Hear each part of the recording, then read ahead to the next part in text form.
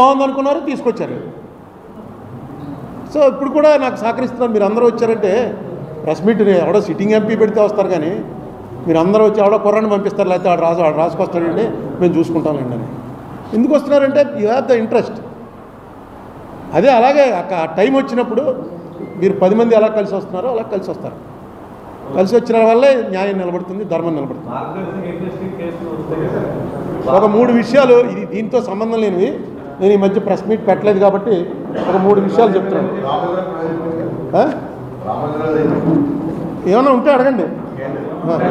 ఈ 3 ఈ మధ్య ఎక్కువగా కంప్లైంట్లో ఉన్న విషయాలు 3 ఏంటంటే,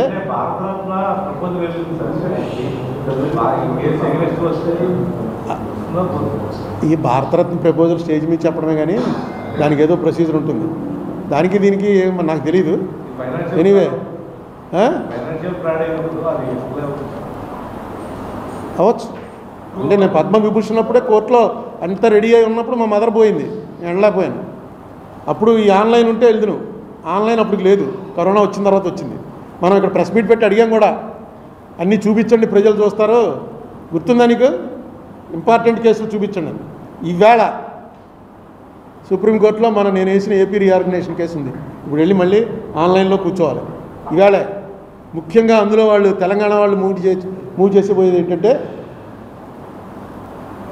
5 మండలాలు ఏవైతే మనకి తెలంగాణ నుంచి పోలవరం ప్రాజెక్ట్ నిమిత్తం ఇచ్చారో ఆ 5 మండలాలు మాకు వెనక్కి ఇచ్చేయండి అని చెప్పేవాళ్ళు. నేను ఉన్నప్పుడు ఒకసారి వచ్చి వాదించారు. ఆ వాదించిన మీ మీడియా అతనే శ్రావణ్ అనేవాడు అడ్వకేట్గా వచ్చి ఆ రోజున సీనియర్ నిరూప్ రెడ్డిని తీసుకొచ్చి వాదించారు, మా మండలాలు మాకు ఇచ్చేయాలని.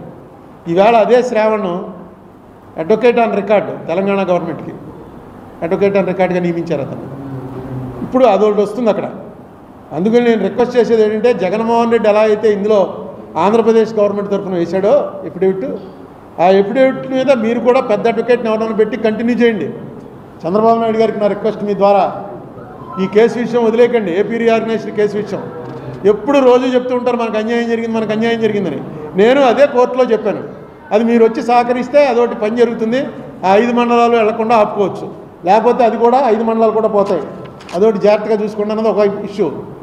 రెండో ఇష్యూ ఏంటంటే, ఆర్టీఐ అతను రమేష్ చంద్ర అని చెప్పి వైజాగ్ నుంచి అన్నిటి మీద ఆర్టీఐ అడుగుతుంటాడు. మీకు అనేక సార్లు చెప్పాను. అతను ఏం చేశాడంటే, ఇండియా టుడేలో, ఇండియా టీవీ న్యూస్లో, బిజినెస్ టుడేలో, వీటన్ని పేపర్లో ఏమొచ్చింది, అసలు ఈ స్పెషల్ కేటగిరీ స్టేటస్ ఎన్ని రాష్ట్రాలకు ఉన్నాయని అడిగితే 11 రాష్ట్రాల పేర్లు చెప్తున్నారు.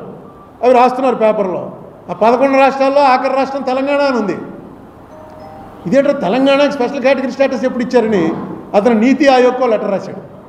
25/6/24 నాడు, అంటే మొన్న జూన్ 25 నాడు నీతి ఆయోగ్ రిప్లై ఇచ్చింది, 11 రాష్ట్రాలకు ఉంది, తెలంగాణకు కూడా ఉంది అని. ఇది ఏంటో మనకు ఎవరికి అర్థం అవ్వట్లేదు. నీతి ఆయోగ్ రిప్లై పేపర్లో అంటే మీరు స్లిప్ అవ్వచ్చు. నీతి ఆయోగ్ వాళ్ళు ఆర్టీఐ కింద అడిగితే రిప్లైలో 11 రాష్ట్రాల్లో తెలంగాణ కూడా ఉందని నాకు ఎప్పటివరకు తెలియదు న్యూస్. ఇది నిజంగా ఏమైనా జరిగిందా, లేకపోతే నీతి ఆయోగ్ ఎందుకు రాస్తుంది స్పెషల్ కేటగిరీ స్టేటస్ అని? ఇది ఒక ఇష్యూ కూడా ఒక్కసారి ప్రభుత్వాలు చెక్ చేసుకోండి. మూడోది, మహారాష్ట్రకు చెందినటువంటి ఓట్ ఫర్ డెమోక్రసీ అనేది ఒక రిపోర్ట్ ఇచ్చింది.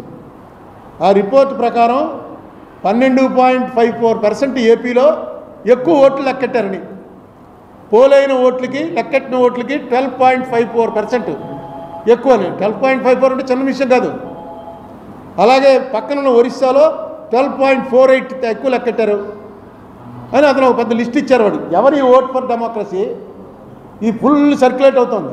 ఇది అబద్ధం అయితే వెంటనే దాన్ని బ్యాన్ చేయాలి, వెంటనే చర్య తీసుకోవాలి. ఆంధ్రాలో 12.54 ఎక్కువ పెట్టారని చెప్పి అంటుంటే చంద్రబాబు నాయుడు గారు ఇందులో ఎక్స్పర్ట్. ఎందుకంటే ఫస్ట్ ఆయన ఈవీఎంలు తప్పు అని చెప్పింది ఆయనే. ఆయన దీన్ని క్లియర్ చేయాల్సినటువంటి అవసరం ఉంది. లేదా ఓట్ ఫర్ డెమోక్రసీ వాడు బోగస్ వాడు ఉత్తినే ఏవో పెడుతుంటాడు. నేను చూశాను వాళ్ళ పేర్లు, అందులో ఎవరెవరు ఉన్నారని. వాళ్ళంతా చాలా పెద్ద రిప్యూటెడ్ ఫెలోసే. మరి ఎందుకు అలా పెడుతున్నారని ఇప్పుడే దేశాయ్ గారు పంపారు నాకు.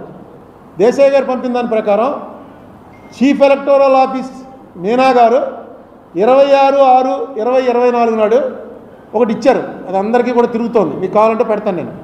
దాంట్లో ఆయన చీఫ్ ఎలక్షన్ ఆఫీసరు ఆయన ఏమి ఇచ్చాడు, ఇవన్నీ కూడా కౌంటింగ్ అయిన 10 రోజుల్లో మొత్తం డిస్ట్రాయ్ చేయమన్నారు. అప్పుడే 20 రోజులు అయింది. 26వ తారీఖున ఇచ్చాడు ఆయన. అప్పుడే 20 రోజులు అయింది, ఇంకా ఎందుకు డిస్ట్రాయ్ చేయలేదు, వెంటనే అన్నీ డిస్ట్రాయ్ చేయండి అని చెప్పి ఆయన ఇచ్చాడు. అది పంపిస్తే అది చూసి నేను ఆశ్చర్యపోయి దేశాయ్ గారిని అడిగాను, ఇదేంటండి బాబు అని. వెంటనే దేశాయ్ గారు యాక్ట్ తీసి పంపించాడు. Section 81 of the representatives of people act. ఇప్పుడు అదే ఇక్కడ వచ్చి కూర్చుని రాసుకున్నది ఆయన ఇందులో పంపించాడు వాట్సాప్లో. దాని ప్రకారం 45 రోజుల వరకు అది సురక్షితంగా పెట్టించాలి. ఎందుకంటే ఎలక్షన్ పిటిషన్ ఎవడన్నా వేస్తాడేమో, ఎలక్షన్ పిటిషన్ వేసేటప్పటికి అన్నీ కూడా సురక్షితంగా ఉండాలి.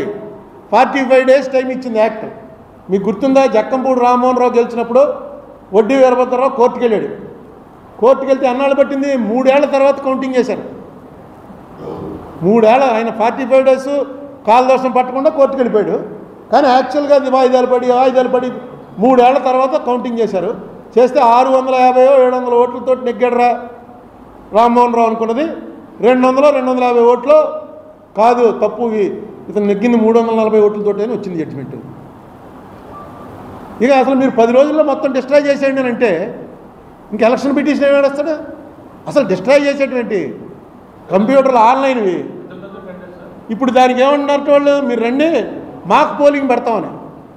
మాక్ పోలింగ్ అంటే మనందరం వెళ్ళి ఇక్కడేమో చెప్పాలి, మేము ఇదిగోనండి మేము సైకిల్కి కొడుతున్నాం, మేమేమో ఫ్యాన్కి కొడుతున్నామని రాసుకుంటారు. అక్కడికి వెళ్ళి మనం సైకిల్కి ఫ్యాన్కి కొట్టాలి, చూపిస్తారు. ఇక చూడండి మీరు చెప్పినట్లు 12 మంది సైకిల్కి కొడతా ఉన్నారు, 12 వచ్చాయి. 80 మందికి ఫ్యాన్కి కొడతా ఉన్నారు, 8 వచ్చాయి. ఇది చేస్తారట పిలిచి మాక్ పోలింగ్ అని. ఇప్పుడు మాక్ పోలింగ్ అంటే అది ఇంకేముంది, మాక్ పోలింగ్ కూడా కావాలండి. ఆవేళ పోలింగ్ అయింది కావాలి, కానీ ఆ చిన్న స్లిప్పులు వస్తాయి. ఆ స్లిప్పులు ఎందుకు? ఇలాంటి కంటింజెన్సీకే, ఇలాంటిది ఏమైనా వచ్చినప్పుడు స్లిప్పులు ఎక్కడానికి. ఆ స్లిప్పులన్నీ డిస్ట్రాయ్ చేసేసారట. ఇదే విషయం మాజీ సీఎం కిరణ్ కుమార్ రెడ్డి గారు అడిగితే